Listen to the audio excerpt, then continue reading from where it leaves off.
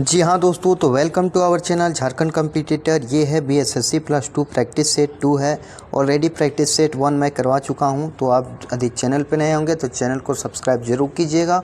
और इसका यदि पीडीएफ चाहते हैं तो हमारे टेलीग्राम चैनल पे इसका पीडीएफ भी आपको मिल जाएगा। तो चलिए इसका शुरू करते हैं और जानते हैं कि क्या है। तो पहला क्वेश्चन है, पहला भारतीय वाणिज्य बैंक जिसका पूर्ण स्वामित्व और प्रबंधन भारतीयों के हाथों में था, यानी केवल भारत के लोग नहीं इस बैंक का शुभारंभ किए थे, इस बैंक का स्थापना किए थे। खाली जगह कब स्थापित किया गया था? तो 1948 में, 1950 में, 1919 में या 1911 में? तो यह स्थापित किया गया था 1911 में। और जो ये पूर्ण स्वामित्व और प्रबंधन वाली जो बैंक थी वो कौन सी बैंक थी? तो सेंट्रल बैंक ऑफ इंडिया। कौन सी बैंक थी? Central bank of India. अब देखिए इससे बहुत सारे क्वेश्चन आपके बन सकते हैं। जैसे भारत का यदि बोला जाएगा पहला बैंक कौन सा है, भारत का फर्स्ट बैंक कौन सा है? तो बैंक ऑफ हिंदुस्तान। कौन सा है?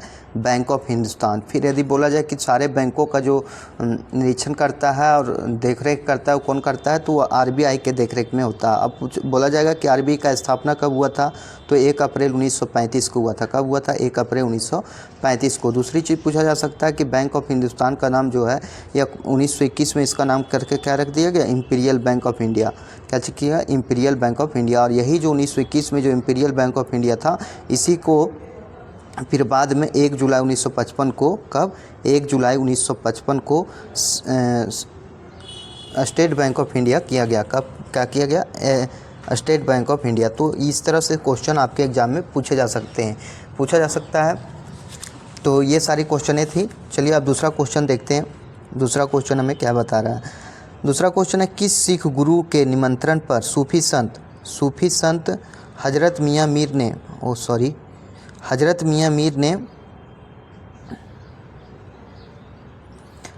मियाँ मीर ने अमृतसर में स्वर्ण मंदिर श्री हरमंदिर साहिब की आधारशिला रखी थी? तो वो कौन थे? श्री गुरु तेग बहादुर जी, श्री गुरु हरगोविंद जी, श्री गुरु हरराय जी, श्री गुरु अर्जुन देव जी। तो कौन थे? तो ये आपको बताना। तो ये थे श्री गुरु अर्जुन देव जी। श्री गुरु अर्जुन देव जी जो थे जिन्होंने मियाँ मीर ने अमृतसर में जो है हरमंदिर साहिब की आधारशिला रखी थी। अब देखिए इसमें जो है पूछा जा सकता है स्वर्ण मंदिर का निर्माण किसने कराया? तो स्वर्ण मंदिर का निर्माण जो है श्री गुरु अर्जुन देव जी के द्वारा कराया गया था। और कुल टोटल जो थे सिख गुरु, कितने सिख गुरु थे? तो 10 सिख गुरु थे, जिसमें से पहला श्री गुरु अर्जुन देव। कौन कौन से थे ये भी आपको मैं बता देता हूँ। तो पहले में थे गुरु अर्जुन देव जी थे, गुरु नानक थे। पहले गुरु कौन थे? गुरु नानक देव थे। और अंतिम गुरु पूछा जा सकता है तो गुरु गोविंद सिंह थे। कौन थे? गुरु गोविंद सिंह थे। ये सारी चीज़ पूछा जा सकता है। चलिए अगला क्वेश्चन देखते हैं। क्वेश्चन नंबर 3 क्या कह रहा है? देवी अम्बा। तीसरा नंबर क्वेश्चन है, देवी अम्बा निम्न में से किस नृत्य या नाटक प्रदर्शनी को अधिष्ठात्री देवी हैं? तो कौन सा नृत्य या तो कौन सा नाटक प्रदर्शनी करती हैं देवी अम्बा? भवाई, हरि कथा, तैयम या माच? तो कौन सा करती है? तो ये करती है भवाई। भवाई जो है ये देवी अम्बा का प्रथम नृत्य बोला जाए या तो फिर नाटक बोला जाए। अब बोलिए भवाई नृत्य किस राज्य में किया जा सकता है? ये भी पूछा जा सकता है। तो भवाई नृत्य जो कर्नाटका में किया जाता है। कहाँ किया जाता है? कर्नाटका में किया जाता है भवाई नृत्य। अब देखिए हरि कथा जाता है। तो हरि कथा कहाँ किया जाता है? तो हरि कथा जो है ये आंध्र प्रदेश में है। कहाँ है? आंध्र प्रदेश में किया जाता है। तैयम जो है सो केरला में किया जाता है। तैयम जो है कहाँ किया जाता है? केरला में किया जाता है। और माच जो है सो राजस्थान में किया जाता है। कहाँ किया जाता है? माच जो है राजस्थान में किया जाता है। लेकिन भवाई यदि बोला जाएगा तो कहाँ है? कर्नाटक। और कर्नाटक में और भी बहुत सारे किए जाते हैं, जैसे नृत्य किए जाते हैं। जैसे कर्नाटक का अचगान हो गया। कर्नाटक का कौन सा हो गया? अचगान हो गया। और दूसरी चीज़ है राजस्थान के लिए कालबेलिया और कठपुतली। देखिए ये आपका जेपीएससी में जेएसएससी सीजीएल में भी पूछा गया था। एक माच है ही, एक और याद रखिए कठपुतली और कालबेलिया जो है ये राजस्थान का लोक नृत्य है। चलिए आगे देखते हैं। केंद्र शासित प्रदेश दादर और नागर हवेली। केंद्र शासित प्रदेश दादर और नागर हवेली से होकर प्रवाहित होने वाली प्रमुख नदी कौन सी है? दमन गंगा, पार नर्मदा या पिंजाल? तो कौन सी नदी है जो इसका पार करती है? तो यह है दमन गंगा। कौन सी है? दमन गंगा जो है यह दादर और नागर हवेली से होकर प्रवाहित होने वाली प्रमुख नदी है। चलिए इसके बारे में जान लेते हैं। और दमन गंगा जो है कहाँ जाके गिरती है? तो ये जाके गिरती है आपके अरब सागर में। ये भी क्वेश्चन आपके पूछे जा सकते हैं। पेनयांग और वेनगंगा गोदावरी की सहायक नदी है। पेनयांग या तो पेनियांग या तो वेनगंगा जो है ये गोदावरी की सहायक नदी है। और महावेली गंगा एक है, महावेली गंगा के बारे में भी पूछा जा सकता है। महावेली गंगा जो श्रीलंका की सहायक नदी है। महावेली गंगा किसकी नदी है? श्रीलंका की सहायक नदी है। तो ये सारे क्वेश्चन जो हैं ये आपके पूछे जाएंगे। अगला क्वेश्चन देखते हैं, क्वेश्चन नंबर 5। किस राज्य सरकार ने राज्य में 3 नए जिले मालपुरा, सुजानगढ़ और कुचमन सिटी बनाने की घोषणा की? तो कौन सा राज्य में किया गया है? हिमाचल प्रदेश, राजस्थान, पंजाब या हरियाणा? तो यह किया गया है आपका राजस्थान में। राजस्थान में जो है सो क्या चीज़, कुचमन सिटी बनाने की घोषणा की गई है, जिसमें पहले या राजस्थान के लिए मैं बता दूं, राजस्थान में पहले 50 डिस्ट्रिक्ट थे, लेकिन अब 3 डिस्ट्रिक्ट और बढ़ चुके हैं, यानी कुल टोटल अभी यहाँ पे 53 डिस्ट्रिक्ट हो चुके हैं। तो पूछा जा सकता है कि राजस्थान में मतलब कितने ज़िले हैं, क्योंकि ये 3 नए ज़िले बने तो कुल टोटल 53 ज़िले हैं। ये आपके आने वाले एग्जामों में भी ये पूछा जा सकता है। दूसरी चीज़ है कि राजस्थान में और कौन कौन से झील हैं? तो राजस्थान में एक सांभर झील है। कौन सा है? सांभर झील है और पुष्कर झील है। कौन है? सांभर झील और पुष्कर झील। अब देखिए राजस्थान में हाल फिलहाल ही चुनाव हुए हैं, तो वहाँ के सीएम कौन है ये भी पूछा जा सकता है। तो वहाँ के सीएम है भजन लाल। कौन है? भजन लाल जो है राजस्थान के सीएम हैं। और केवलादेव घाना पक्षी अभयारण्य और सरिस्का जो है ये राजस्थान में। भरतपुर नेशनल पार्क राजस्थान में। कालबेलिया, कठपुतली और घूमर जो है ये कहाँ का? राजस्थान का लोकनृत्य है। तो ये सारी चीज़ें जो है आपके लिए मोस्ट इंपॉर्टेंट हो जाती है। सबसे पहले राजस्थान में जो 53 ज़िले हैं, सांभर झील बोला जाए, पुष्कर झील बोला जाए, तो यहीं पे है राजस्थान में। और इसके जो सीएम है वर्तमान में बनाए गए हैं वो कौन है? भजन लाल हैं। और इसमें जो है लोकसभा की कितनी सीटें हैं? 25 सीटें हैं। केवलादेव जो है घाना पक्षी अभयारण्य जो है, केवलादेव घाना पक्षी अभयारण्य या तो सरिस्का बोला जाए, ये राजस्थान में है। तो ये सारे क्वेश्चन आपके लिए मोस्ट इंपॉर्टेंट हो जाते हैं। और चैनल पे नए होंगे और इस तरह का कंटेंट चाहते हैं, चैनल को सब्सक्राइब जरूर कीजिएगा। चलिए अगला क्वेश्चन देखते हैं, क्वेश्चन नंबर 6 लेके। चेंजिंग इंडिया नामक पुस्तक के लेखक कौन है? तो चेंजिंग इंडिया जो है पुस्तक जो है सो कौन लिखे हैं? ये शशि थरूर, सत्यार्थ प्रकाश, और भी 2 ऑप्शन होंगे, अभिषेक मनु सिंघनी या मनमोहन सिंह। तो ये जो है चेंजिंग इंडिया ये मनमोहन सिंह के द्वारा लिखा गया पुस्तक है। कौन है? मनमोहन सिंह के द्वारा लिखा गया पुस्तक है। अब एक और आया था शशि थरूर। शशि थरूर कौन सा बुक लिखे हैं? ये बराबर पूछा जाता है आपके एग्जाम में, आपके वनडे एग्जाम के लिए काफ़ी इंपॉर्टेंट है। तो एन इरा ऑफ डार्कनेस। कौन सा है? एन इरा ऑफ डार्कनेस जो है ये शशि थरूर के द्वारा लिखा गया है। वाई एम आई हिंदू ये है वाई एम आई हिंदू ये भी है जो शशि थरूर के द्वारा लिखा गया पुस्तक है। तो चलिए अगला क्वेश्चन देखते हैं। अगला क्वेश्चन हमें क्या कह रहा है? Question number 7। चंपानेर पावागढ़ पुरातात्विक उद्यान किस राज्य में स्थित है? चंपानेर और पावागढ़ जो है पुरातात्विक उद्यान किस राज्य में स्थित है? मध्य प्रदेश में, उत्तर प्रदेश में, राजस्थान में या गुजरात में? तो यह गुजरात में स्थित है। कहाँ स्थित है? गुजरात में स्थित है। देश का first national park Jim Corbett national park जो उत्तराखंड में है, कहाँ है? फर्स्ट नेशनल पार्क यदि बोला जाए कहाँ पे स्थित है तो यह जिम कॉर्बेट है और जो है उत्तराखंड में स्थित है। और हेली नेशनल पार्क इसका नया नाम हो गया, अब नया नाम हो गया, हेली नेशनल पार्क इसका नाम था, ये भी उत्तराखंड में है और इसका अब नया नाम हो गया रामगंगा नेशनल पार्क। पुरातात्विक उद्यान किस राज्य में स्थित है? तो ये है आपका गुजरात में। चलिए अगला क्वेश्चन देखते हैं, क्वेश्चन नंबर, इससे थोड़ा और कुछ जान लेते हैं। क्वेश्चन नंबर 7 में यदि पूछा जाएगा भारत का सबसे बड़ा नेशनल पार्क, तो भारत का सबसे बड़ा नेशनल पार्क बिग यानी बड़ा नेशनल पार्क कौन सा? हेमिस नेशनल पार्क जो कहाँ है? हेमिस नेशनल पार्क जो लद्दाख में, कहाँ है? लद्दाख में स्थित है। दूसरी चीज़ बोला जाए कि सबसे छोटा यदि कौन सा है तो साउथ बटन, सबसे छोटा नेशनल पार्क कौन सा है? South button national park. तो ये सारे क्वेश्चन आपके लिए मोस्ट इंपॉर्टेंट हो जाते हैं। देश का सबसे बड़ा टाइगर रिजर्व बोला जाए तो टाइगर रिजर्व बोला जाएगा तो नागार्जुन सागर श्रीशैलम जो आंध्र प्रदेश में है। और यदि सबसे छोटा टाइगर रिजर्व तो बोरबरी जो महाराष्ट्र में है। चलिए अगला क्वेश्चन देखते हैं। जितने भी चीज़ें हम अपने द्वारा बता रहे हैं उसको आप डिनोट करते जाइए और इसका PDF मैं अपने टेलीग्राम चैनल पर अपलोड कर दूंगा। ये सारी क्वेश्चनों को मैं अच्छे तरीके से लिख के रखा हूँ। अगला क्वेश्चन है क्वेश्चन नंबर 8 देखेंगे। सन 1944 में भारत के बड़े उद्योगपतियों ने एकजुट होकर स्वतंत्रता मिलने के बाद देश में नियोजित अर्थव्यवस्था की स्थापना के लिए एक संयुक्त प्रस्ताव का मसौदा तैयार किया गया था। उस मसौदे को किस नाम से जाना जाता है? The Delhi plan, the Bombay plan, the Madras plan या द कलकत्ता प्लान। तो इसको किस नाम से जाना जाता था? तो इसे जाना जाता था the Bombay plan. The Bombay plan जो कब आया था? 1944 में आया था। ये आप ध्यान रखेंगे, द बॉम्बे प्लान कब आया था? 1944 में। अगला क्वेश्चन है क्वेश्चन नंबर 9 देखेंगे। निम्न में से कौन सा खेल कॉन्केव गोल्ड कप से संबंधित है? कॉन्केव गोल्ड कप से कौन सा संबंधित है? ये सारे प्रीवियस ईयर के क्वेश्चन है। वॉलीबॉल, बास्केटबॉल, फुटबॉल या बेसबॉल। तो कौन सा है? तो ये हमारा फुटबॉल है। अब देखिए फुटबॉल से आने वाले सारे क्वेश्चनों को हम देखेंगे। फुटबॉल से संबंधित जो कप हैं कौन कौन से हैं? फीफा कप हो जाएगा, फीफा कप, डुरंड कप, कौन सा हो गया? फीफा कप, डुरंड कप हो गया। फिर आ गया सुबर्तो कप, मड्रेका cup, Copa America cup, Indian Super League. ये सारे जो हो गए आपके, ये हो गए फुटबॉल से संबंधित। अगला है प्रयाग प्रशिष्टि में संकलित की गई थी। प्रयाग प्रशिष्टि में जो है संकलित की गई थी तो हिंदी, पाली, संस्कृत या प्राकृत। तो प्रयाग प्रशिष्टि में क्या संकलित की गई थी ये आपको बताना है। क्वेश्चन नंबर 10 है।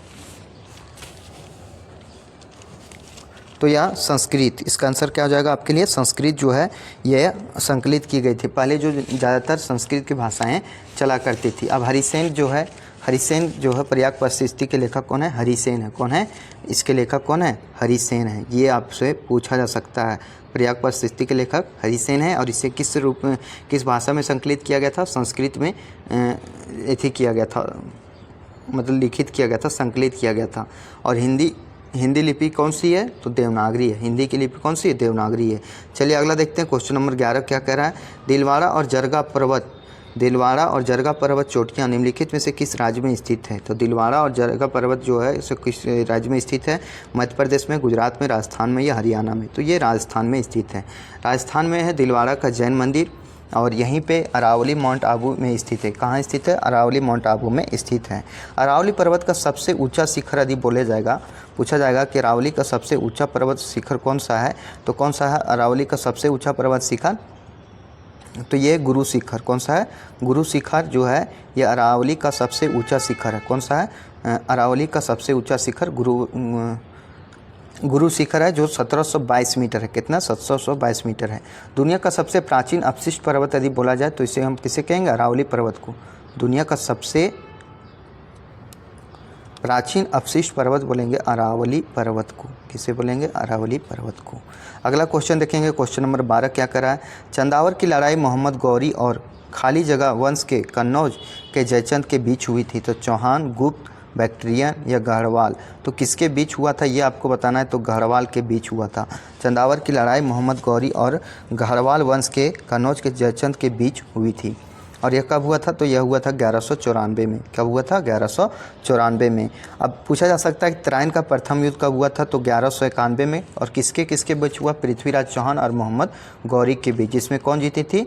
कौन जीता था? तो पृथ्वीराज चौहान जीत गया था। लेकिन फिर तराइन का द्वितीय युद्ध हुआ था 1192 में। और इसमें क्या होता है? इसमें जो है मोहम्मद गौरी जीत जाता है। पृथ्वीराज चौहान की हार हो जाती है। चलिए तराइन का तीसरा युद्ध भी हुआ था जिसमें इल्तुतमिश और आरदौज के बीच हुआ था, जिसमें इल्तुतमिश जीत जाता है। चलिए अगला देखते हैं क्वेश्चन नंबर 13 क्या कह रहा है। क्वेश्चन नंबर 13 है संयुक्त राष्ट्र प्रतिवर्ष किस दिन नीले आसमान के लिए अंतर्राष्ट्रीय स्वच्छ वायु दिवस मनाता है? तो नीले आसमान के लिए अंतर्राष्ट्रीय स्वच्छता दिवस कब मनाता है ये आपको बताना है। तो 7 सितंबर, 23 सितंबर, 30 सितंबर या 15 सितंबर। तो कब मनाता है? तो यह मनाता है 7 सितंबर को। 7 सितंबर को यह दिवस मनाया जाता है। अब दिवस के बारे में पूछा गया है क्वेश्चन है तो दिवस के बारे में भी और भी सारे दिवस जानते हैं। जैसे वायुसेना दिवस कब मनाते हैं हम लोग? 8 अक्टूबर। कब मनाते हैं? 8 अक्टूबर को हम लोग वायु सेना दिवस मनाते हैं। नौ सेना दिवस कब मनाया जाता है? तो नौ सेना दिवस मनाते हैं लोग 4 दिसंबर को। कब मनाते हैं? 4 दिसंबर को। और थल सेना दिवस 15 जनवरी को। थल सेना दिवस कब मनाते हैं हम लोग? 15 जनवरी को मनाते हैं। और यूएनओ का स्थापना कब हुआ था? तो 24 अक्टूबर 1945 को हुआ था। कब हुआ था? 24 अक्टूबर 1945 को। और हेडक्वार्टर बोलेगा तो कहाँ है? न्यूयॉर्क है, मैनहट्टन द्वीप पर। कहाँ है? न्यूयॉर्क के मैनहट्टन द्वीप पर जो है ये अंतर्राष्ट्रीय यूएनओ का मुख्यालय है, अंतर्राष्ट्रीय। चलिए अगला क्वेश्चन देखते हैं। नेक्स्ट क्वेश्चन, कौन सा देश ओपेक का सदस्य नहीं है? ओपेक का सदस्य कौन सा नहीं है ये आपको बताना है। तो देखिए, केन्या, अल्जीरिया, वेनेजुएला या नाइजीरिया। तो ये केन्या जो है ओपेक का सदस्य नहीं है। ओपेक का स्थापना कब होता है? ओपेक का स्थापना जो होता है 1960 में होता है। कब होता है? 1960 में होता है। और ओपेक जो है इराक, इसका जो मुख्यालय है कहाँ है? वियना, ऑस्ट्रिया में। कहाँ पे ओपेक का मुख्यालय? वियना, ऑस्ट्रिया में इसका मुख्यालय है। चलिए अगला क्वेश्चन देखते हैं। क्वेश्चन नंबर 15 क्या कह रहे हैं? चुनाव के समय राजनीतिक दल, देखिए अभी जो है चुनाव का माहौल चल रहा है और ऐसे क्वेश्चन आपके अभी जो वर्तमान में एग्ज़ाम होंगे उसके लिए भी इम्पोर्टेंट है। बीएसएससी जो है अगले महीने हो सके चुनाव के बाद ही एग्ज़ाम ले ले। तो अगला क्वेश्चन है, चुनाव के समय राजनीतिक दलों और चुनाव लड़ने वाले उम्मीदवारों द्वारा अनुपालित किए जाने वाले मानदंडों और दिशा निर्देशों को संकलन खाली जगह कहलाता है। तो क्या कहलाता है? तो ये आचार संहिता कहलाता है, कोड ऑफ कंडक्ट। क्या कहलाता है? कोड ऑफ कंडक्ट कहलाता है। यह चुनाव के 48 घंटे पहले लगता है। आचार संहिता कब लगता है? चुनाव के 48 घंटे पहले लगता है। कितने तक पहले लगता है? 48 घंटे पहले। अब चुनाव आयोग आया तो चुनाव आयोग से बनने वाले क्वेश्चन को हम देखेंगे। सबसे पहले निर्वाचन आयोग जो है कितना में है? तो निर्वाचन आयोग भाग 15 और आर्टिकल 324 में है, इसे वर्णित किया गया। आर्टिकल 24 में यह है निर्वाचन आयोग को है राष्ट्रीय पार्टी का दर्जा दिया गया है। और इसमें प्राइम मिनिस्टर का चुनाव जो हो गया, विधानसभा, विधान परिषद, लोकसभा का चुनाव किया जाता है। पंचायत चुनाव जो है राज्य निर्वाचन आयोग के अंतर्गत आता है। ये भी पूछा जाता है पंचायत चुनाव किसके अंतर्गत आता है? तो राज्य निर्वाचन आयोग के अंतर्गत आता है। लोकसभा और विधानसभा किसी पार्टी को 6% वोट और 4 राज्य में सरकार होना चाहिए तो राष्ट्रीय पार्टी का दर्जा दिया जाता है। राष्ट्रीय पार्टी का दर्जा कब दिया जाएगा? जब लोकसभा व विधानसभा किसी पार्टी को यदि 6% वोट, कुल टोटल वोट का यदि 6% वोट मिल जाता है तो उसे राष्ट्रीय पार्टी का दर्जा दे दिया जाएगा। या फिर 4 राज्यों में सरकार होनी चाहिए। 4 राज्य में क्या जी? किसी भी पार्टी का सरकार होना चाहिए तो वह नेशनल पार्टी का दर्जा मिल जाएगा। अभी कुल टोटल कितने नेशनल पार्टी हैं? तो 4 हैं। कौन कौन है? 4 नेशनल पार्टी हैं, जिसमें कौन कौन से आ जाते हैं? तो बीजेपी है, कांग्रेस है, आप है और बीएसपी है और सीपीआई है। सॉरी, टोटल 6 हैं। कितने हैं? 6 नेशनल पार्टियां हैं। चलिए नेक्स्ट क्वेश्चन देखेंगे। भद्रा वन्यजीव अभयारण्य, भद्रा वन्यजीव अभयारण्य, ये क्वेश्चन आपके लिए मोस्ट इंपॉर्टेंट है। भद्रा वन्यजीव अभयारण्य किस राज्य में? पंजाब में, कर्नाटक में, केरल में या बिहार में? तो भद्रा जो है ये कहाँ है? कर्नाटक में। भद्रा जो है कहाँ पे? कर्नाटक में है। अगला क्वेश्चन देखेंगे। क्वेश्चन नंबर 17 क्या कह रहा है? निम्नलिखित में से किस संगठन ने 16 अगस्त 1946 को सीधी कार्यवाही दिवस घोषित किया था? तो सीधी कार्यवाही दिवस कब घोषित किया गया था? किसके द्वारा घोषित किया गया था? तो भारतीय राष्ट्रीय कांग्रेस, अवध किसान सभा, मुस्लिम लीग, स्वराज पार्टी। तो किसके द्वारा ये किया गया था? तो ये मुस्लिम लीग के द्वारा किया गया था। किसके द्वारा? मुस्लिम लीग के द्वारा। और इसका जो स्थापना हुआ था, सीधी कार्रवाई दिवस जो है 16 अगस्त 1946 को मनाया गया था। और सीधी कार्रवाई दिवस ये मुस्लिम लीग के द्वारा मनाया गया था। किसके द्वारा मनाया गया था? मुस्लिम लीग के द्वारा यह मनाया गया था। चलिए अगला देखते हैं। क्वेश्चन नंबर 18 क्या कह रहा है? सारे क्वेश्चन आपके लिए इंपॉर्टेंट्स हैं। इसका जो पीडीएफ है हम अपने टेलीग्राम चैनल पर अपलोड कर देंगे। आप वहां से जाके सबसे पहले सेट लगाइए, उसके बाद देखिए आपके कितने क्वेश्चन सही हुए। खाली जगह ने भारतीय और यूरोपीय शैलियों को एकत्रित करके मुंबई में ताजमहल पैलेस होटल का निर्माण कराया था। तो रतन टाटा, जमशेदजी टाटा, आरडी टाटा या जेआरडी टाटा। तो कौन थे जिन्होंने इसका स्थापना किया था? तो ये थे जमशेदजी टाटा। कौन थे? जमशेदजी टाटा। इसका जो स्थापना हुआ था 1907 में हुआ था। कब हुआ था इसका स्थापना? इसका स्थापना जो हुआ था 1907 में हुआ था। और भी बहुत किसको के स्थापना किए थे? तो जमशेदजी टाटा के द्वारा 1907 में जो है सो ये टिस्को का स्थापना किया गया था। कब किया गया था? 1907 में टिस्को की स्थापना की गई थी। अगला क्वेश्चन देखते हैं। क्वेश्चन नंबर 19 क्या कह रहा है? इजराइल ने हमास के खिलाफ जारी लड़ाई को क्या कोड नाम दिया था? क्या कोड नाम दिया था? Operation Gaza, operation iron man, operation iron sword, operation attack. तो नाम क्या दिया था ये आपको बताना है। तो इसका नाम था ऑपरेशन आयरन स्क्वाड। क्या नाम था? Operation iron squad. अब बहुत सारे ऑपरेशन हुए हैं जिसको मैं आपके सामने बताऊँगा। तो आप देखिए कैसे कैसे जो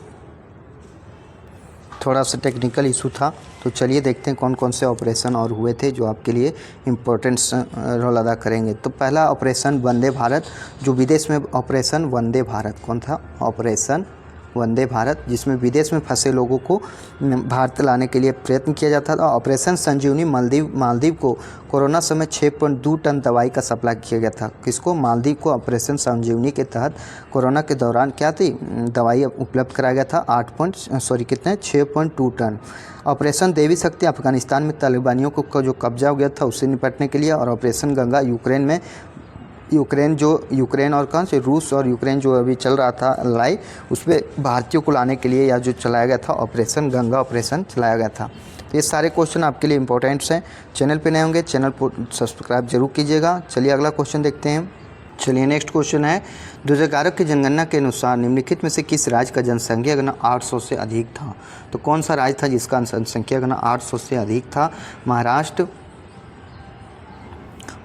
केरल, हरियाणा या कर्नाटक? तो वह था केरल। कौन सा था? केरल। यदि बोला जाए कि सबसे जनसंख्या घनत्व वाला राज्य कौन सा है, तो वह है हमारा बिहार। कौन सा है?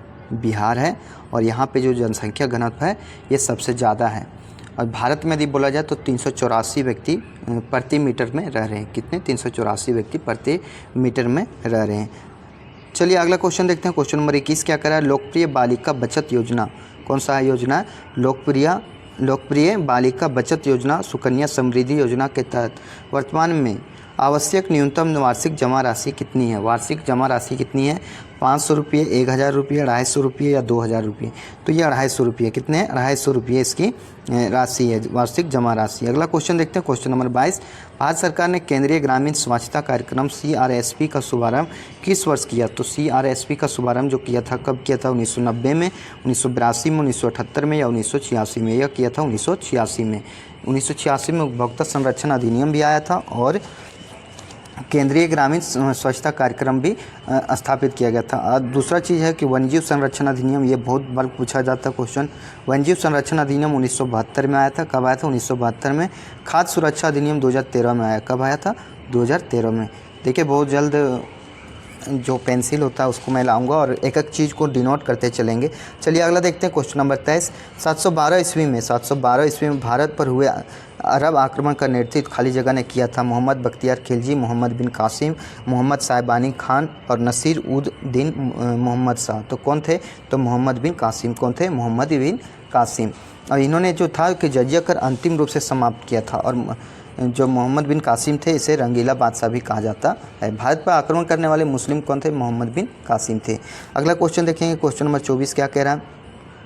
संयुक्त राज्य अमेरिका का कौन सा राज्य पहले रूस का भाग था? कौन सा राज्य जो था पहले रूस का भाग था? तो अलास्का, नेवाडा, हवाई या कैलिफोर्निया? तो कौन सा राज्य था? तो ये था हमारा अलास्का। अलास्का जो था संयुक्त राज्य अमेरिका जो था ये अलास्का पहले रूस का भाग था। तो अलास्का जो भाग था ये अलास्का जो था USA का 50वां प्रांत था। अगला क्वेश्चन देखेंगे। क्वेश्चन नंबर 25 क्या कह रहा है?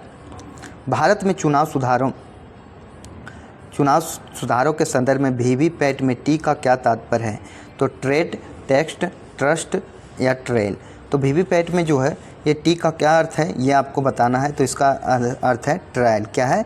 ट्रायल है। VVPAT का पूरा फुल फॉर्म क्या था? तो पूरा फुल फॉर्म होता है वोटर वेरीफिएबल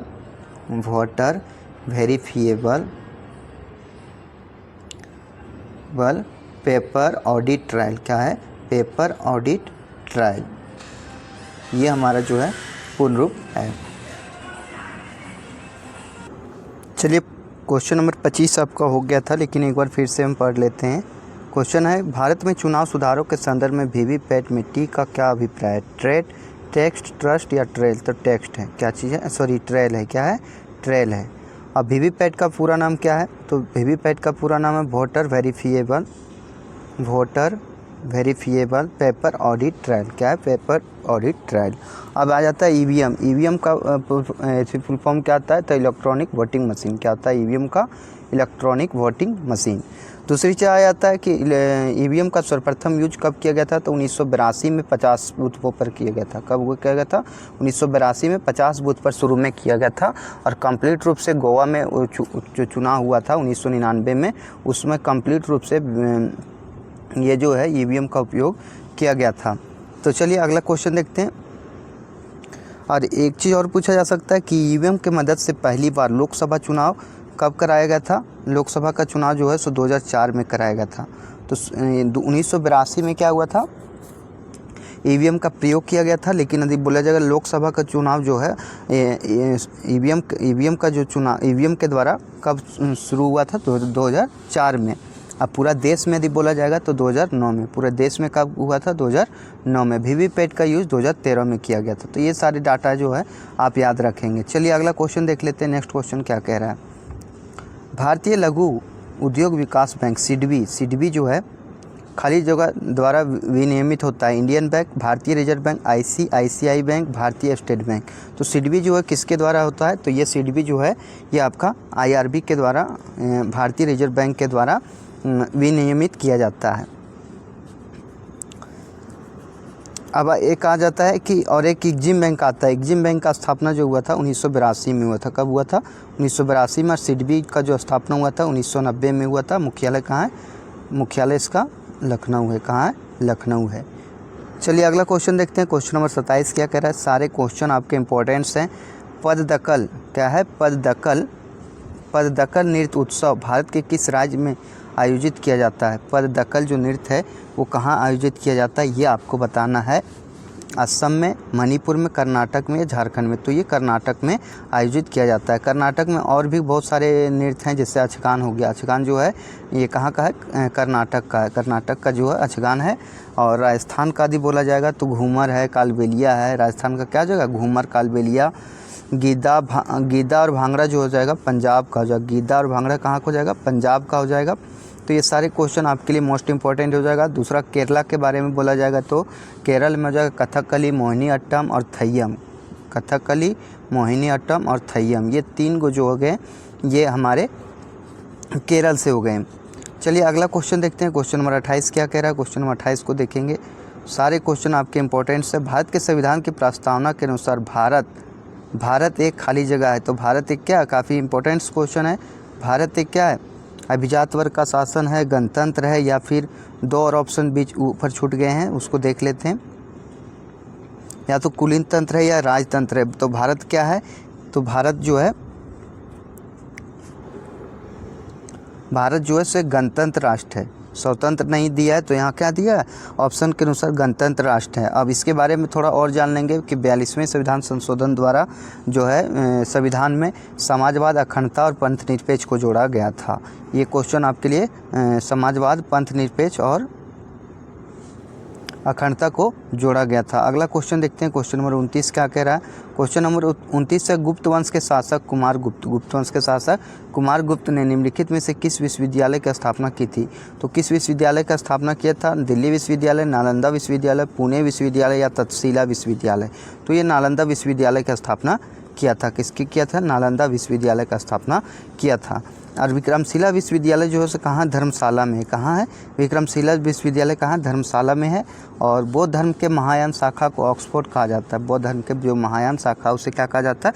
ऑक्सफोर्ड। इसमें जो क्वेश्चन था कि गुप्त वंश के शासक कुमार गुप्त ने निम्नलिखित में से किस विश्वविद्यालय की स्थापना की थी? तो नालंदा विश्वविद्यालय का स्थापना किया था। अगला क्वेश्चन देखते हैं। Question number 30। IMF ने भविष्यवाणी की है कि वित्त वर्ष 2024 में भारत की GDP का वृद्धि दर कितना हो जाएगा?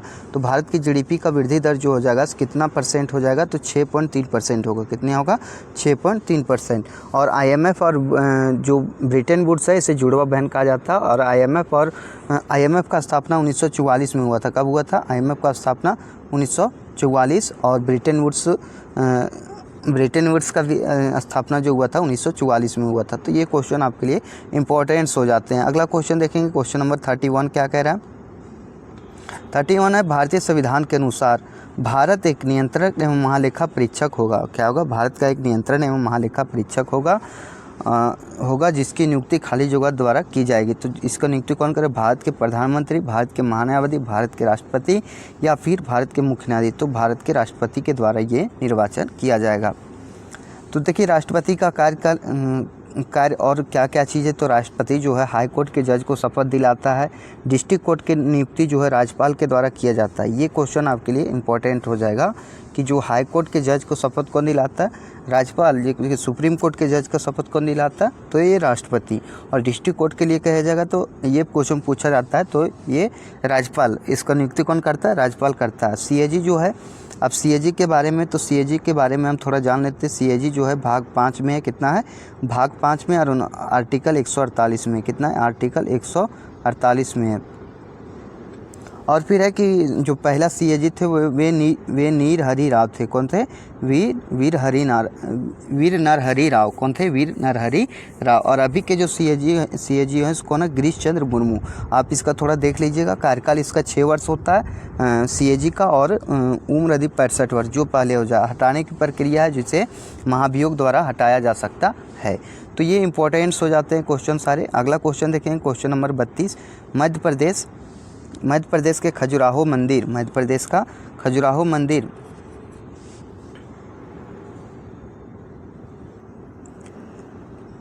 मंदिर जो है वास्तुकला की खाली जगह शैली का एक उदाहरण है। द्रविड़, वेसर, नागर या होयसल।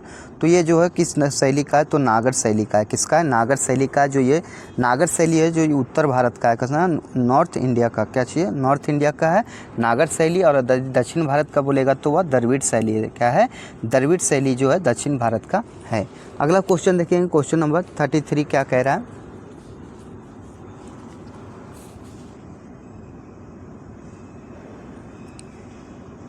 इनमें से कौन भारत के एक राज्य के मुख्यमंत्री होने के साथ साथ सुप्रतिष्ठित आयोग के अध्यक्ष भी थे? तो राजेंद्र सच्चर, विद्येश्वरी प्रसाद मंडल, बंदेश्वरी पाठक या दौलत सिंह कोठारी। तो कौन जो थे ये CM बने, और CM बनने के साथ साथ ये क्या थे? भारत के एक मुख्यमंत्री होने के साथ साथ एक सुप्रतिष्ठित आयोग के अध्यक्ष भी थे। तो ये कौन थे हमारे? ये बिंदेश्वरी प्रसाद मंडल थे। ये उन्होंने जो क्या किए थे कि 1 महीने तक CM रहे और उन्होंने इस्तीफा दे दिया था। अगला क्वेश्चन देखेंगे, ये घटना जो है 1968 की है। अगला क्वेश्चन देखेंगे, क्वेश्चन नंबर 34 क्या कह रहा है? दुनिया का सबसे बड़ा उष्णकटिबंधीय वर्षावन कौन सा है? तो सहारा है, अमेजन है, कांगो है या प्रेरीज है। तो दुनिया का जो सबसे बड़ा यदि बोला जाएगा तो ये है अमेजन। अमेजन जो है उष्णकटिबंधीय वर्षावन का सबसे बड़ा जंगल है। और उत्तरी अमेरिका के देखिए एक चुप हो जाए, उत्तरी अमेरिका का शीतोष्ण घास के मैदान को क्या कहते हैं? प्रेरीज। क्या कहते हैं? उत्तरी अमेरिका के शीतोष्ण घास के मैदान को क्या कहते हैं? प्रेरीज कहते हैं। दूसरा क्वेश्चन है, दूसरा क्वेश्चन ये भी पूछा जा सकता है कि जो कांगो जो है विषुवत रेखा को 2 बार काटती है, और जबकि लिम्पोपो जो है ये मकर रेखा को 2 बार काटती है। माहे नदी जो कर्क रेखा को 2 बार काटती है। ये चीज़ें जो है आपके लिए इंपॉर्टेंट्स हो जाते हैं। अगला क्वेश्चन देखते हैं, क्वेश्चन नंबर 35 क्या कह रहा है? क्वेश्चन नंबर 35 है, विशाल गिलहरी किस राज्य की एक राजकीय पशु है? विशाल गिलहरी तो गोवा का, महाराष्ट्र का, हिमाचल प्रदेश का या हरियाणा का? तो ये महाराष्ट्र का है। कहाँ का है? महाराष्ट्र का है जो विशाल गिलहरी महाराष्ट्र का एक राजकीय पशु है। अगला, स्वामी विवेकानंद का असली नाम क्या था? स्वामी विवेकानंद का असली नाम क्या था? ये आपको बताना था। इसके ऑप्शन है कि नहीं देख लेते, थोड़ा हमें ध्यान नहीं है। हाँ ये है। तो मूलशंकर था, नरेंद्र दत्त था, वर्धमान था या नरहरि राव था? तो इसका जो मूल नाम था नरेंद्रनाथ दत्त था। क्या था? स्वामी विवेकानंद का नाम जो था नरेंद्रनाथ दत्त था। इसके बारे में थोड़ा जान लेते हैं। इसका जन्म हुआ था 12 जनवरी 1863 को। कब हुआ था? 12 जनवरी 1863 को। और इसी के जन्म दिवस को हम लोग राष्ट्रीय युवा दिवस के रूप में मनाते हैं। लेकिन इसका मृत्यु कब हो जाता है? 1902 ईस्वी में। इसका देहांत कब हो जाता है? 1902 ईस्वी में। इसके गुरु थे रामकृष्ण परमहंस। इसके गुरु कौन थे? रामकृष्ण परमहंस थे इसके गुरु। अब बेलूर मठ की स्थापना 1887 में हुआ था, उसमें रामकृष्ण मिशन में 1997 में, और विश्व धर्म सम्मेलन में जो वहाँ भाषण देने गए थे वह 1893 में गए थे। ये क्वेश्चन आपके लिए पूछा जाता है। 1893 में वहाँ गए थे और अमेरिका गए थे, और वहाँ पे विश्व धर्म सम्मेलन का जो है वो विश्व धर्म सम्मेलन में भाग लेकर और वहाँ अपनी बात को रखे थे। अगला क्वेश्चन देखते हैं, क्वेश्चन नंबर 37। इस वर्ष अर्थशास्त्र के क्षेत्र में नोबेल पुरस्कार से किसे सम्मानित किया गया? Claudia Goldin, जेसुआ D एंग्रीट, Raghuram Rajan या तो डेविड कार्ट। तो किसे ठीक किया गया? तो क्लाउडिया गोल्डिन को जो है पुरस्कार से सम्मानित किया गया। ये थोड़ा हटके क्वेश्चन है। देखिए ये है अर्थशास्त्र का जो नोबेल पुरस्कार है, ये पूछा जा सकता है कि इसकी जो घोषणा की गई थी कब की गई थी और कब से दिया जाना चालू हुआ। तो देखिए इसका जो घोषणा हुआ था 1967 से 68 में इसका जो है अर्थशास्त्र के लिए नोबेल पुरस्कार का घोषणा हो जाता है, लेकिन इसे 1969 में शुरू में पहली बार दिया जाता है। चलिए अगला क्वेश्चन देखते हैं, क्वेश्चन नंबर 38 क्या कह रहा है? क्वेश्चन नंबर 38 है, भारत का पहला संरक्षित वन है, खाली जगह भारत का एक संरक्षित वन कौन सा है? तो गिर राष्ट्रीय उद्यान, रणथंभौर, सतपुड़ा या तो जिम कॉर्बेट। तो संरक्षित वन कौन सा है ये आपको बताना है। तो ये हमारा सतपुड़ा राष्ट्रीय उद्यान। सतपुड़ा राष्ट्रीय उद्यान जो है ये कहाँ पे है? तो ये मध्य प्रदेश में। कहाँ है? मध्य प्रदेश में है। और ये जो है सतपुड़ा राष्ट्रीय उद्यान पहला संरक्षित वन है। अगला क्वेश्चन देखेंगे, अब इसमें आ जाता है गिर राष्ट्रीय उद्यान। थोड़ा देख लेते हैं। गिर जो है सो गुजरात का है। कहाँ का? गुजरात का है। रणथंभौर जो है राजस्थान का है। कहाँ का? रणथंभौर राजस्थान का है। और जिम कॉर्बेट राष्ट्रीय उद्यान जो है, जिम कॉर्बेट राष्ट्रीय उद्यान, ये उत्तराखंड का है। कहाँ का? उत्तराखंड का। अगला क्वेश्चन देखते हैं, क्वेश्चन नंबर 39 क्या कह रहा है? भारत में हेमेटाइटिस का सबसे बड़ा भंडार निम्नलिखित में से किस राज्य में है? तो लॉयस का सबसे बड़ा भंडार जो है, हेमेटाइटिस का सबसे बड़ा भंडार कहाँ पे है ये आपको बताना है। तो ये कहाँ पे है? राजस्थान में, तमिलनाडु में, महाराष्ट्र में या उड़ीसा में? तो सबसे ज़्यादा कहाँ पे है? उड़ीसा में है। भारत में यदि बोला जाएगा तो सबसे ज़्यादा कहाँ पे है? उड़ीसा में है। लॉ एस्क जो है कौन कौन से लॉ एस्क के 4 एस्क हैं? इसे हम किससे याद रखेंगे? महल से। महल से किससे याद रखेंगे? महल से। मा से मैग्नेटाइट, हा से हेमेटाइट और ला से लेमोटाइट और सा से सेलेटाइट। तो ये हमारा हो जाता है। वर्ल्ड में यदि बोला जाएगा, वर्ल्ड में सबसे ज़्यादा कोयला थी ये लॉयस का उत्पादन कहाँ होता है? तो ऑस्ट्रेलिया में होता है। कहाँ होता है? ऑस्ट्रेलिया में होता है। अगला क्वेश्चन देखेंगे, क्वेश्चन नंबर 40। अलामेर वर्ली भारत के किस शास्त्रीय नृत्य से संबंधित हैं? किस शास्त्रीय नृत्य से संबंधित है? मणिपुरी, सत्रिया, कथक या भरतनाट्यम? तो ये भरतनाट्यम से संबंधित हैं। भरतनाट्यम से और भी बहुत सारे लोग हैं, जैसे भरतनाट्यम से आमिनी कृष्णमूर्ति है, सोनल मानसिंह है, मृगलानी है। और कथक से हैं बिरजू महाराज, शंभू महाराज, लच्छू महाराज। जितने भी महाराज आ जाएंगे आपके कथक के लिए हो जाएंगे। मणिपुरी के लिए आ जाएगा आपके झावेरी बहन। मणिपुरी के लिए कौन सा आ जाएगा? झावेरी बहन। अगला क्वेश्चन देखते हैं, question number 41। Wings of fire किस भारतीय वैज्ञानिक की प्रसिद्ध आत्मकथा है? होमी जहांगीर भाभा, सीवी रमन, एपीजे अब्दुल कलाम या विक्रम साराभाई? तो ये एपीजे अब्दुल कलाम की कृति है, बुक है। ये बुक का नाम है विंग्स ऑफ फायर। क्या नाम है? Wings of fire. अगला क्वेश्चन देखेंगे, क्वेश्चन नंबर 42 क्या कह रहा है? सारे क्वेश्चन आपके लिए मोस्ट इंपॉर्टेंट है। चैनल पे नए होंगे चैनल को सब्सक्राइब जरूर कीजिएगा। अगला क्वेश्चन है, अपने देशांतरीय विस्तार में हिमालय में समांतर पर्वतमालाएं हैं? तो 3 है, 5 है, 4 है या 2 है? तो कितने पर्वतमालाएं हैं? तो हिमालय में तो 3 हैं। कितने हैं? 3 हैं। कौन कौन से हैं? तो ग्रेट हिमालय है, महान हिमालय है और ग्रेट हिमालय है। और यह जो है ग्रेट हिमालय ये महान हिमालय का भाग है। मध्य हिमालय और दक्षिण हिमालय है। अगला क्वेश्चन देखेंगे, क्वेश्चन नंबर 43 क्या कह रहा है?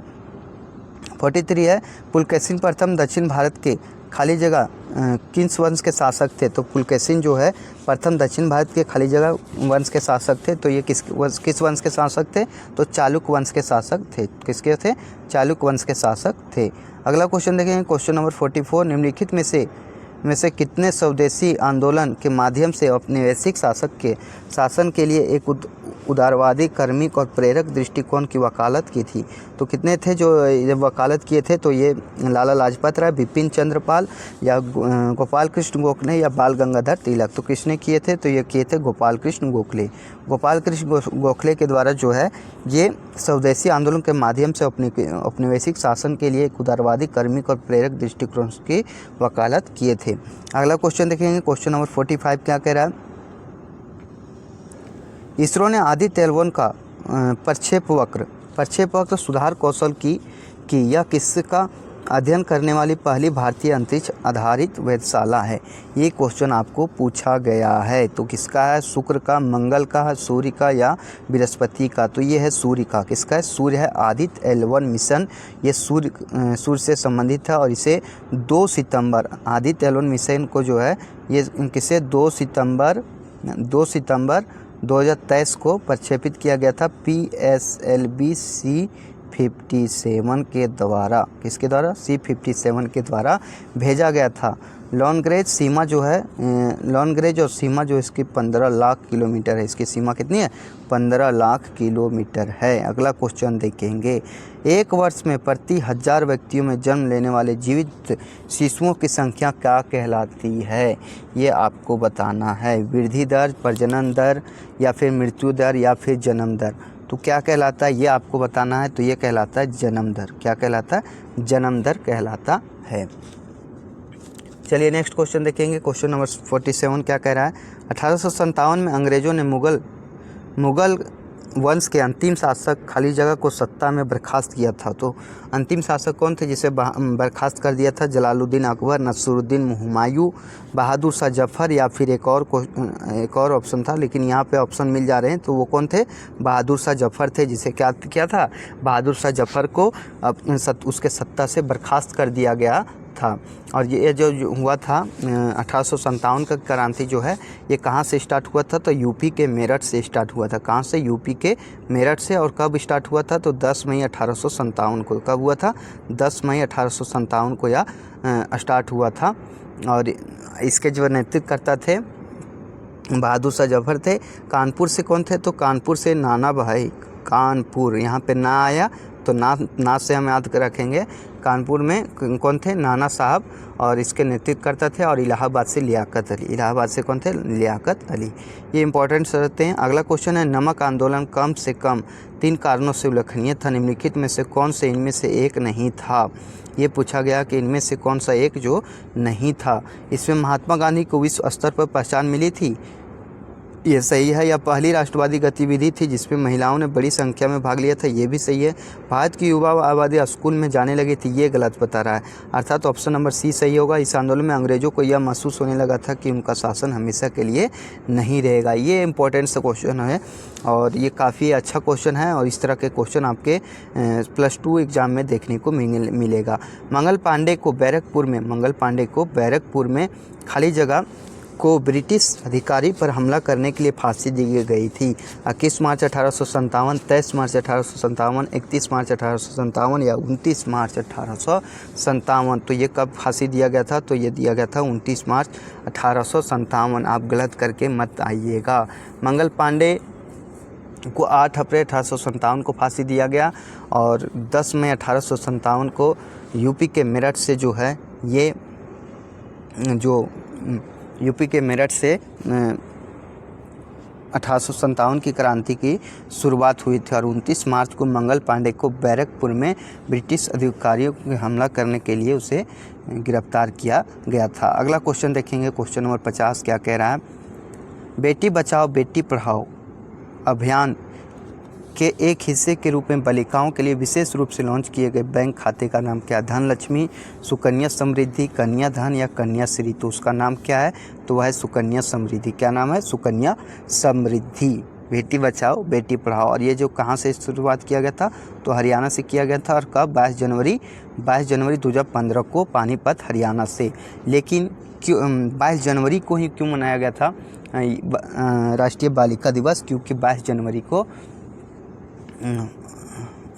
जनवरी को बालिका दिवस मनाया जाता है, इसलिए उसी दिन बेटी बचाओ बेटी पढ़ाओ आंदोलन की शुरुआत जो है ये हमारे हरियाणा से किया गया था। क्योंकि हरियाणा में जो है लिंगानुपात जो है लड़कों के अपेक्षा लड़कियों की कम है।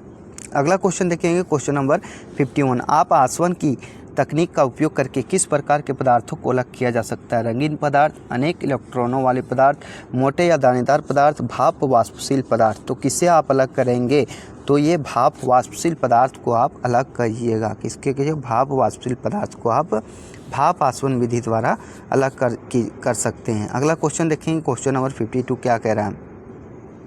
क्वेश्चन नंबर 52 है, उस अम्ल की पहचान करें जो पाचन में मदद करता है। तो नाइट्रिक अम्ल, एसिटिक अम्ल, हाइड्रोक्लोरिक अम्ल या सल्फ्यूरिक अम्ल। तो हाइड्रोक्लोरिक अम्ल जो है इससे यह जो अम्ल है पाचन में मदद करता है। हाइड्रोक्लोरिक अम्ल क्या करता है, पाचन में मदद करता है और इसे क्या कहते हैं, HCl कहते हैं। क्या चीज़, HCl के नाम से जानते हैं हाइड्रोक्लोरिक अम्ल। अब एसिटिक अम्ल जो है, एसिटिक अम्ल का सूत्र क्या होता है, CH3COOH। नाइट्रिक अम्ल का होता है HNO3। नाइट्रिक अम्ल का क्या होता है, HNO3। और सल्फ्यूरिक अम्ल का हो जाता है H2SO4। ये सारे इंपॉर्टेंट क्वेश्चन है। अगला क्वेश्चन देखेंगे, क्वेश्चन नंबर 53 क्या कह रहा है, DDT हमारे पर्यावरण में प्रतिकूल प्रभाव डालता है क्योंकि यह मधुमक्खियों जैसे लाभकारी कीटों को मार सकता है, यह हानिकारक कीटों के विकास की अनुमति दे सकता है, हानिकारक कीटों के विकास को बढ़ावा दे सकता है, या हानिकारक कीटों को मार सकता है। तो इनमें से क्या हो जाएगा ये आपको बताना है। तो इसका आंसर हो जाएगा आपके लिए, यह मधुमक्खी जैसे लाभकारी कीटों को मार सकता है। DDT क्या कर सकता है, यह मधुमक्खी जैसे लाभकारी कीटों को मार सकता है। अगला क्वेश्चन देखेंगे, क्वेश्चन नंबर 54, कौन सा एक कोशिकीय जीव एक ऐसी प्रक्रिया द्वारा भोजन प्राप्त करता है जिसमें कोशिकाएं बाह्य पदार्थों को कोशिका झिल्ली से परिग्रहित कर अवशोषित कर लेती है। तो वो कौन रहता है, ईस्ट रहता है, वॉलवॉक्स रहता है, अमीबा रहता है या स्पायरोगैरा रहता है। तो वह रहता है अमीबा। अमीबा जो रहता है इस तरह के रहते हैं और ये उत्पाद के द्वारा अपना भोजन को ग्रहण करता है। और ये जो रहता है तो क्या रहता है, एक कोशिकीय जीव है हमारा अमीबा। अगला क्वेश्चन देखेंगे, क्वेश्चन नंबर 55 क्या कह रहा है, सापेक्ष घनत्व खाली जगह के बराबर है। सापेक्ष घनत्व जो है किसके बराबर है ये आपको बताना है। तो पदार्थ का घनत्व बटे पानी का घनत्व, पदार्थ का घनत्व बटे तेल का घनत्व, पानी का घनत्व बटे पदार्थ का घनत्व, या पदार्थ के घटकों का घनत्व बटे पूर्ण पदार्थ का घनत्व। ये हो जाएगा पदार्थ का घनत्व बटे पानी का घनत्व, पदार्थ का घनत्व बटे पानी का घनत्व। जल का घनत्व जो है सो कितना 4 डिग्री C पर आगे बढ़ेगा, मतलब घनत्व जो है 4 डिग्री C पर आगे बढ़ेगा। अगला क्वेश्चन देखेंगे, क्वेश्चन नंबर 56 क्या कह रहा है, क्वेश्चन नंबर 56 है, सोडियम सल्फेट का रासायनिक सूत्र क्या होता है। Na2SO4 NaSO4 के होल ट्वाइस NaSO4 NaSO3। तो इसका क्या हो जाएगा ये आपको बताना है। तो ये हो जाएगा Na2SO4। क्या हो जाएगा, Na2SO4। इप्सम सॉल्ट का हो जाएगा MgSO4 × 7H MgSO4.7H2O। ये जो है इप्सम का सूत्र हो जाएगा और इप्सम का MgSO4 × 7H2O। अगला क्वेश्चन देखेंगे, क्वेश्चन नंबर 57, एक उभयलिंगी पुष्प होता है, तरबूजा, पपीता, सरसों या नारियल। तो सरसों जो है एक उभयलिंगी पुष्प होता है। सरसों क्या होता है, एक उभयलिंगी पुष्प होता है जिसमें क्या होता है, एक ही फूल हो। अगला क्वेश्चन देखेंगे, क्वेश्चन नंबर 58 क्या कह रहा है, 58 है, सहयोजित बॉन्डेड अणुओं में निम्न गलनांक और क्वथनांक बिंदु होते हैं क्योंकि इंटरमोलर बल माध्यम होते हैं, इंटरमोल्यूलर बल कमज़ोर होते हैं, इंटरमोल्यूलर बल मजबूत होते हैं, इंटरमोल्यूलर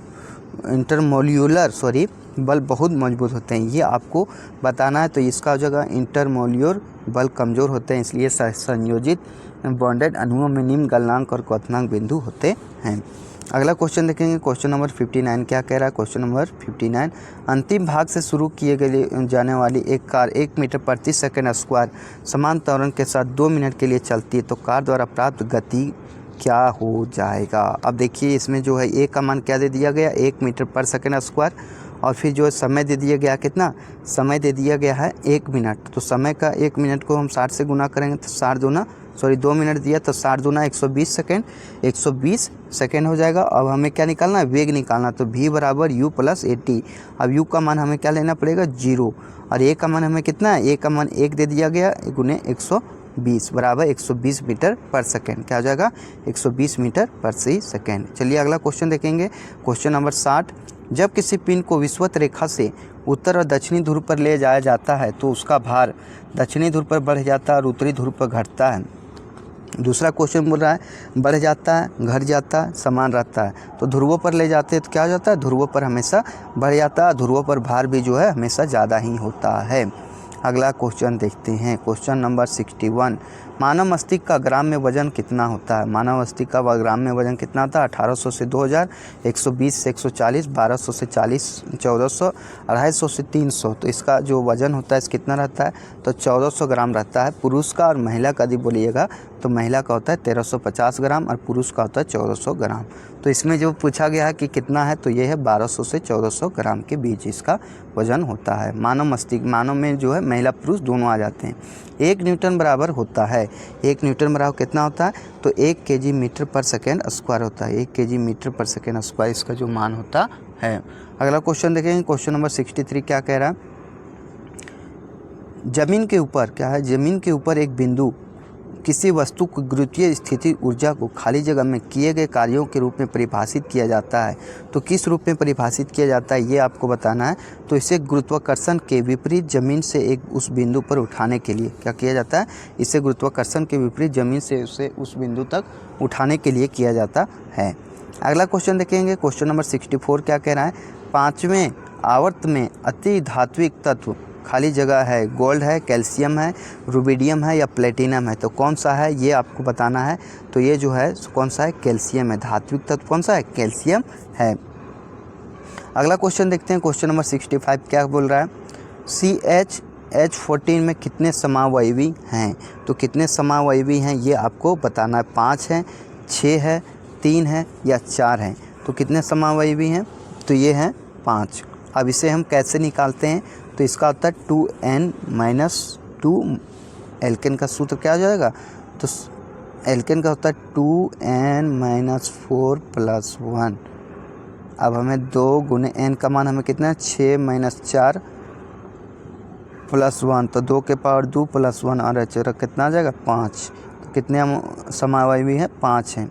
अगला क्वेश्चन देखेंगे, क्वेश्चन नंबर 66 है Pb + CuCl2। यदि हम इसे अभिक्रिया करवाएंगे तो PbCl2 + कॉपर जो है हमें बाहर आ जाएगा। तो ये कौन सा अभिक्रिया है ये आपको बताना। विस्थापन है, संयोजन है, अपघटन है या दोहरा विस्थापन है। तो ये है विस्थापन अभिक्रिया। कौन सा अभिक्रिया है? ये विस्थापन अभिक्रिया है। अगला क्वेश्चन देखेंगे, क्वेश्चन नंबर 67 क्या कह रहा है? निम्नलिखित परमाणु संख्याओं के एक समूह में कौन क्षारीय धातु का समूह है? तो कौन क्षारीय धातु का समूह है ये आपको बताना है। तो इसका आंसर हो जाएगा 37, 19, 3 और 55 जो है ये क्षारीय धातु का समूह है। जैसे 3 में आ जाएगा आपका लिथियम, 3 में लिथियम हो जाएगा, 19 में आपका क्या जाएगा? चलिए आगे क्वेश्चन देखते हैं, क्वेश्चन नंबर 68 है एक दर्पण के वक्रता की फोकल लंबाई और त्रिज्या के बीच संबंध क्या होता है? यानी जो है F बराबर R बराबर क्या होता है? त्रिज्या के बीच संबंध बनाया तो R बराबर क्या होता है? 2F होता है। क्या होता है? R बराबर 2F। तो F बराबर R/2। अगला क्वेश्चन देखेंगे, क्वेश्चन नंबर 69 क्या कह रहा है? 69 है निम्न में से कौन संयोजी ऊतक है? तो हड्डी है, ऊतकों की छाल है, संवहन तंतु है, खाल या चमड़ी है। तो कौन है? हड्डी। हड्डी जो है एक संयोजी ऊतक है। हड्डी और रक्त को हम लोग क्या बोलते हैं? संयोजी ऊतक बोलते हैं। मेंडलीफ आवधिक सारणी में खोजे ना गए तत्वों के लिए अंतराल छोड़ा गया था। निम्न में से कौन सा तत्व को बाद में आवर्त सारणी में एक स्थान प्राप्त हुआ? तो मैग्नीशियम, कैल्शियम, फ्लोरीन या गैलियम। तो किसे एक तत्व प्राप्त हुआ? तो गैलियम को प्राप्त हुआ था। किसे? गैलियम को प्राप्त हुआ था। अगला क्वेश्चन है CO का आणविक द्रव्यमान है। CO जो है इसका आणविक द्रव्यमान कितना है ये आपको बताना है। तो इसका आंसर हो जाएगा आपका 28 है। कितना है? 28 है। अगला क्वेश्चन देखेंगे, क्वेश्चन नंबर 28 अब कैसे आया ये आप जानना चाह रहे हैं। तो 14 + 16 कितना हो गया? 28 हो गया। कार्बन का 7 14 होता है, ऑक्सीजन का 8 16 होता है। तो ये 28 हो गया। अगला क्वेश्चन है ब्रायोफाइटस को निचली बाह्य त्वचा एपिडर्मल कोशिकाओं से बढ़ने वाले उभार को खाली जगह कहा जाता है। सेटा कहा जाता है, कैप्सूल, राइजाइड कहा जाता है या थैलस कहा जाता है। तो इसे क्या कहते हैं ये आपको बताना है। तो ये कैसे कहते हैं हम लोग? कैप्सूल। क्या कहते हैं? कैप्सूल कहते हैं। अगला क्वेश्चन देखेंगे, क्वेश्चन नंबर 73 क्या कह रहा है? 73 है NO2 का धूम्र यानी फ्यूमस खाली जगह रंग में होता है तो किस में होता है ये आपको बताना। भूरा होता है, हल्का पीला होता है, लाल होता है या पीला होता है। तो ये भूरा होता है। NO2 का धूम्र जो है, फ्यूमस जो होता है, वह हल्का भूरा रंग का होता है। अगला क्वेश्चन देखेंगे, क्वेश्चन लास्ट का होने चला। इनमें से कौन सा खनिज सबसे नरम है? कौन सा खनिज जो है सबसे नरम है? तो टैल्क है, संगमरमर है, टूथपेस्ट है या हीरा है? तो टैल्क जो है सबसे नरम है। ये देखिए ऐसे ऐसे जो नए नए क्वेश्चन हैं जो आपके देखने को मिलेंगे। अगला क्वेश्चन देखेंगे, क्वेश्चन जो है 75। वास मूत्रवाहिनी नामक एक समान मार्ग बनाने के लिए खाली जगह से आने वाली एक ट्यूब के साथ एकजुट करता है। तो विरसम करता है, प्रोस्टेट ग्रंथि करता है, अंडकोश करता है या मूत्राशय करता है? तो मूत्राशय जो है यह जो है सो क्या करता है, मूत्र और मूत्रवाहिनी नामक एक समान मार्ग बनाने के लिए मूत्राशय से आने वाली एक ट्यूब के साथ एकजुट करता है। तो ये थे हमारे टॉप 75 क्वेश्चन। उम्मीद होगा ये वीडियो आपको अच्छा लगा होगा। तो चैनल पे नए होंगे चैनल को सब्सक्राइब जरूर कीजिएगा और इसका सॉल्यूशन जो मैंने काफ़ी अच्छे तरीके से एक्सप्लेन किया हूँ तो उसे मैं अपने टेलीग्राम चैनल पर इसका सॉल्यूशन डाल दूंगा। तो चैनल पे नए होंगे सब्सक्राइब जरूर कीजिएगा। छोटे को प्यार और बड़े को सम्मान जरूर दीजिएगा। धन्यवाद। जय हिंद, जय भारत, जय झारखंड, जोहार झारखंड।